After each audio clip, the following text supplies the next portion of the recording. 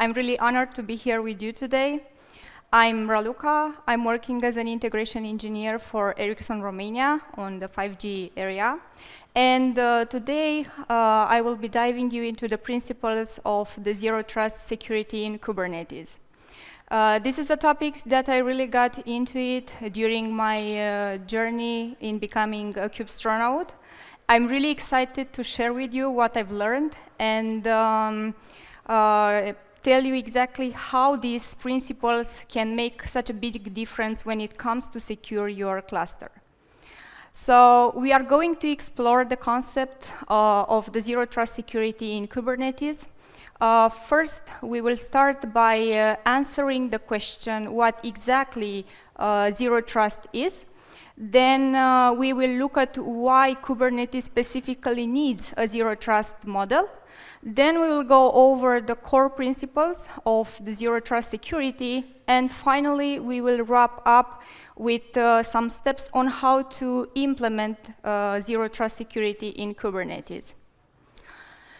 In order to understand the shift towards the zero trust model, let's use some simple analogies. So on the left, we have the castle and moat model. So that's how the traditional security works.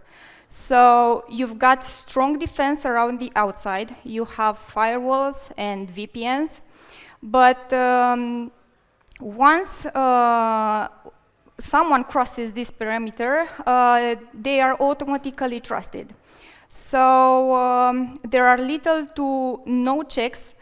And that means, in case of an attacker will breach the outer layer, they can move freely inside. Now, on the right, we have the best analogy, I would say, for the zero trust, which would be the airport security. So just think about your last airport trip. So just because you are inside of the terminal, this doesn't mean that you can move or go wherever you want, right? So you are constantly being verified, and you have to go through the ID checks. You need to have a valid boarding pass, and you also have to pass through the security scans. And even the employees are verified, so they are not trusted by default. So that's the zero trust model in a nutshell. We have no implicit trust, we have a continuous validation, and restricted access based on who you are and what you need. Now that we've seen the big picture, let's say, that's behind of the zero trust model, let's see a comparison when it comes to the traditional security in practice. So let's think back of our analogy with the castle and the moat model. So we have the outer wall is strong, right? We have the firewalls, we have the VPNs, but once someone is inside, there is no verification after that. So this means there is an implicit trust that we have it. Users and devices are trusted just because they are inside of the network or just because they are on the same VPN. The result of this, well, we have broad access permissions, we have a single sign-on, and no visibility if someone is moving laterally around your cluster. So this means that if an attacker gets in, they often have access to everything. Now, contrast that with the zero trust, like we saw it in the previous analogy. Every person, device, and request is being verified, and not just once. So you continuously have to verify and validate every request you have in your cluster. So in order to achieve this, we can use tools like identity-based access, role-based access controller, multi-factor authentication, and also real-time monitoring. And here, even the internal traffic is considered potentially risky. So we have to keep in mind that the zero trust isn't just about being more secure. It's more about being smarter with how the access is given inside of your cluster. If we look at a Kubernetes cluster, you might think of it that it's composed of a bunch of components that can work independently, but the truth is that they are tightly connected. So a weakness in one component can put the entire system at risk. When you are interacting with your Kubernetes cluster, every time that, no matter if you are hitting a kubectl command or if a component would like to talk to another component, they have to go through the Kubernetes API server. So let's identify together some potential threats that we might see in a Kubernetes cluster. When it comes to the pods, we have the lateral movement. So once an attacker compromises one pod, it can move laterally across the other pods within the cluster. So this typically can happen due to overly permissive, for example, network policies, or when you are sharing the secrets. And it can lead to privilege escalation if an attacker will get access to sensitive information. Another threat that we might face is the misconfigured role-based access controls. So the role-based access controls defines what users or services can do. If you configure them too loosely, it can allow you excessive privileges. So for example, a service account might end up editing cluster-wide resources. And for example, an attacker can make use of over-permissively roles in order to get or try to gain administrative access. So on the nodes level, if a node is compromised, all the pods that are running on it, they are at risk as well. For example, if you are using insecure kubelet, or if you don't configure well the SSH access, you can allow an attacker's entry. Also, once an attacker can have access to a node, it can exploit and it can make use of some node level information, and this can put your cluster at risk. For the unauthorized access of the users, this one occurs usually when the users get access to the Kubernetes API server or to the resources without having in place a proper authentication. So this could result from weak passwords, lack of multi-factor authentication, for example, or even to exposed credentials. So once an attacker is inside of your cluster and it has access to the cluster, it can easily query, delete, or modify resources inside of the cluster. The unauthorized permissions of the ingress controller. The ingress controller is handling the incoming external traffic, and misconfiguration over the ingress controller can give access to internal services. So what does this mean? Well, as soon as an attacker have access to some misconfigured resources, they can easily access internal services via public API endpoints. So that's why we have to make sure that we have the proper ingress controller rules on place, and we are using the TLS for it. When it comes to the storage, we might face also here some misconfiguration permissions. So persistent volumes might be mounted with read and write access. Once an attacker gets access to one pod, it can easily access volumes that it's not supposed to see. So that's why we have to make sure also on the storage side that we have the right rules and the configuration in place. And for the services, we can mistakenly expose services and via this exposure we can, for example, help an attacker when would like to connect to the pods and move laterally inside of your cluster. So this can be really, really abused for the data exfiltration. Now let's go through the core principles of the Zero Trust. So we've seen how the Zero Trust model it should be used. And there are some golden rules that we have to take care of when we are considering to secure our cluster. The first would be the verify explicitly. So you don't trust someone just because they are on the same VPN or inside of your network.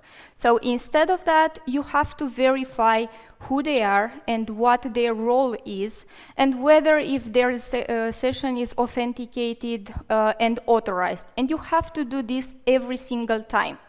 So no matter if it's a human interacting to your cluster via a kubectl command, or if a pod would like to talk to another service, the identity must be verified. The least privileged access. So you don't give users and services blanket permissions just in case. No, you have to start from nothing, and then you have just to give access exactly depending on the need of each user or service. So in Kubernetes, this means we need to have tight role-based access controls. We can achieve this through the limited pod capabilities, and we also make use of the scoped service accounts. Assume breach. So you don't have to wait until something breaks into your system. You have to design it like it already happens. So just assume that an attacker is already inside of your cluster, and just ask yourself, what could that attacker do inside of your cluster? What are the components that might be compromised once an attacker is inside? So the Zero Trust means putting up walls inside of your cluster and not just at the edge. For the strong authentication and the encryption, we don't have to rely on weak tokens or shared secrets or even plain text communication. We have to make sure that every communication is encrypted and every request is well authenticated. So no matter if it's a pod or if it's the API server. The microsegmentation. So you don't have to let everything talk to everything. Instead of that, we have to break the cluster into small areas based on the workloads, based on the environments, and you have to make sure that you are assuring the communication just between the services they have to talk to each other. And the continuous monitoring and the policy enforcement. We don't have just to set a cluster and then forget it. We have to constantly be aware of the potential risk that we can have and might happen at any given time. For this, we must have a proper monitoring solution in place, and we have to be ready to act immediately after a potential risk is discovered and not days after. Okay, so now let's see how can we bring to life the Zero Trust model in a Kubernetes cluster. I would like to start with the service mesh first. So the service mesh, you can think of it as your cluster's traffic control center. So just like the air traffic control center keeps the planes crashing into each other, that's how also the service mesh, they make sure that the services can communicate securely and safely. The service meshes, it helps with the routing, it helps with the observability, to the security, and also the retries, and it does all without the developers need to bake all this logic into the application logic. So how this helps with the zero trust? Well, it enforces the mutual TLS between the services. So every single communication is verified and encrypted, and even no matter if it's just a simple service talking from one cluster to another one. Then second, it tracks who talks to who. So this will give you full observability. If something strange will happen in the cluster, you will know immediately. And finally, it will give you control over which services are allowed to talk. And this is all about authorization. So it's just like the analogy with the airport. Not every plane can land on every runway. You just need a clearance in order to do that. Some popular service meshes that we have are the Istio or the Linkerd. So you can make use of them when you would like to secure your cluster. For the network policies, so while service meshes handle the traffic between the services at the application layer, the network policies, they are acting on the network layer. So to understand them, let's imagine that our Kubernetes cluster is just like an exclusive party. So just because you are there, this doesn't mean that you can walk around everywhere you want, right? So there are some security guards and some velvet ropes that they will make sure you have access only where you should based on the invitation. So this plays directly into the zero trust model. So we don't assume that just everyone inside is safe. We have to validate and restrict the access based on an invitation. So how this will help with the zero trust? Well, it will prevent the lateral movement. If one pod is compromised, the attacker can't move so easily from one pod to another. Second, will enforce the micro-segmentation. So each service will only talk to the ones that it truly has to do it. And it can reduce the blast radius. So if something goes wrong into your cluster, the damage will not be propagated to the rest of the components. We can implement the network policies using tools like Calico or Cilium, which are just some CNI plugins that you can make use of them.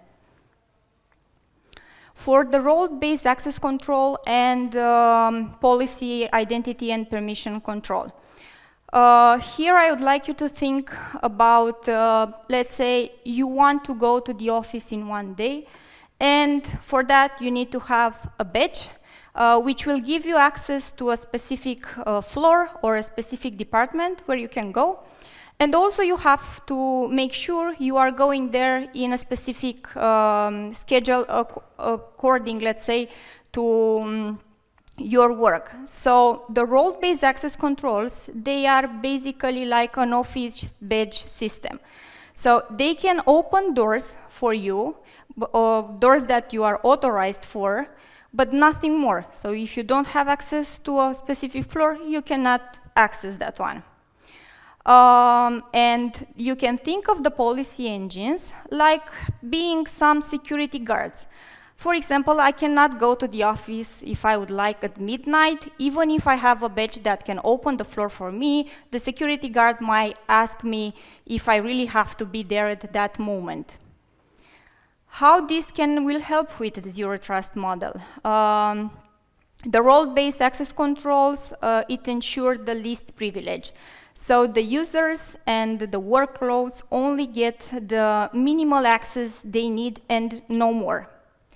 The policy engines, like the gatekeeper, for example, or the OPA, they are your enforcement layer. So they are preventing that misconfiguration reaches your cluster without being verified. And all this together, they can give us precise, they can give conditional authorization, and constantly they are validating the content and not just the identity. So here also what you would like to do or what you would like to change in your cluster, it will be verified. For secrets management, let's think just on how or what type of information we could store in a secret. So we usually store in secrets sensitive information, right? So we can think of the secrets like a safe deposit box, I would say, where you can put sensitive credentials, you can put certificates, you can put tokens, but only the one who has the key can access it. So, and also, as soon as you've got access to it, your access is limited and also it's monitored.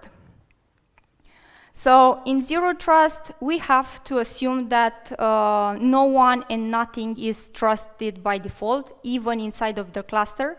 So we don't store secrets in plain text, or we embedded them in container images. We just use dedicated tools which allow us to protect the information.